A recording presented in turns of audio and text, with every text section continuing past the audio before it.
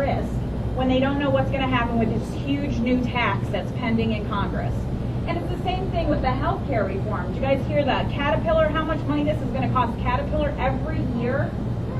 These companies are not going to be adding jobs. They're all pulling back at a time we need the government to get out of the way, to reduce the size of government, to lessen taxes, to lessen regulations, and allow private industry, small businesses, add 80% of our jobs.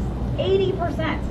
And we've got the government putting up walls and regulations and making us uncompetitive. How do you expect companies like Caterpillar to compete internationally when we're doing more and more burdens on them and more requirements that they can't meet? So we've got to get somebody who understands that, and we also need somebody to understand this district is uniquely situated in the nation. That intersection that brought my husband and I here, 70 and 77, we have the ability to bring in transportation, distribution, manufacturing jobs. Half the nation passes through here in a year. In 8 hours, we can distribute to the Gulf Coast, to the Great Lakes, to the Mississippi, to the Atlantic Ocean. We have tremendous opportunity here, and we have companies that are taking advantage of that and are expanding and are successful despite the economy. We need to have leadership on a state, local, and federal level that is going to accentuate our positives, because our district has a huge economic ability here that we are not taking advantage of. We don't need to be Appalachia where nobody works. We have the ability to be economically prosperous. So those, I think, are the key issues. But, you know, in the backdrop of all of this is what I said about health care. We have gone off path here because we have leaders who don't understand the constitutional parameters of their jobs. You know, Zach Space, he said during the August recess, he said, I'm a blue dog Democrat. I've slowed down this legislation so I can hear from you. So I'm doing this little poll. How many of you saw Zach's face in August? Anyone? I have yet to see the person. I'm assuming his wife saw him then. I don't know if anybody else did, because I haven't met them. He did that. I held my first town hall in August. We did it at Tuscarora Park. We had over 400 people there from 6 or 8 of the counties. We've been doing town halls since then. I've done over 90 public events to date, where I've stood in front of voters at the 18th and taken questions from 2 to 3 to 3.5 hours, and Zach's face won't publicly appear. He did get asked during the August recess. He did a small house party where I know somebody went and they asked him, Zach, what about the 10th Amendment? The 10th Amendment says everything that is not specifically granted to the federal government is reserved to the states, because we have a constitutional republic that limits the powers of the federal government. His response was, I'm not a constitutionalist, I don't know what that is. Ladies and gentlemen, this man took an oath to the Constitution.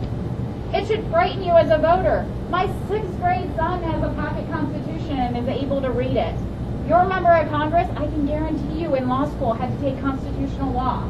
How does he not know what his duty and obligation is? And that's where we've gone off path. And it's not enough, again, to listen to the sound bites. A lot of the people in my race sound the same. And as I clarified for somebody, yes, there's 8 people in my race. If you want me to go through them all, I can. I haven't even met them all. But I could explain my understanding of who they are. But the bottom line is, you know, a number of them will stand up and they'll say, I believe in the Constitution. Well, you know, that's not what we're looking for. We're looking for somebody with the knowledge and experience to get the job done day one. I'm the only one who's worked for the United States Congress. I'm the only one who's worked on federal legislation. I represented the United States Bill of Rights Foundation in front of the United States Supreme Court. I sat on the bench for 10 years. I was never once reversed on appeal because I knew my job was to interpret the laws and not write it. If I want to write laws, I need to run for the legislature, which is what I'm doing. So the bottom line is we need to get somebody in there who understands their constitutional duties and obligations, not talk about it, somebody with a proven record of getting it done. So the bottom line in my race is this. There's 8 people in the race, and here's why I'm different. Number one, I'm the only one who's organized people on the ground, and you saw a couple of my helpers here today, Jennifer and Jim. And obviously we've got more help here too, and other supporters. And, you know, we've got people on the ground in all 16 counties. I'm the only candidate, any party who's raised money in all 16 counties.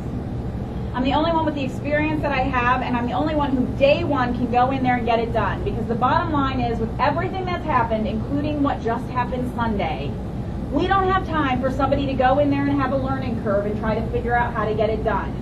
We need somebody who's going to go in there and make a difference from the time they get there, and who's going to form coalitions with other conservative, constitution-based candidates so that we can get our nation back on track. So that's really about me and my background. I do want to turn it over to your questions. I will point you to the new literature, though, because I'm asking you to join my team so we can help make Nancy Pelosi the former Speaker of the House.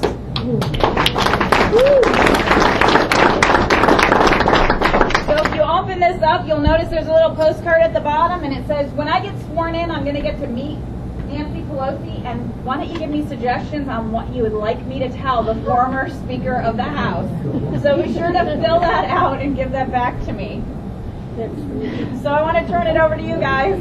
What questions do you have or concerns?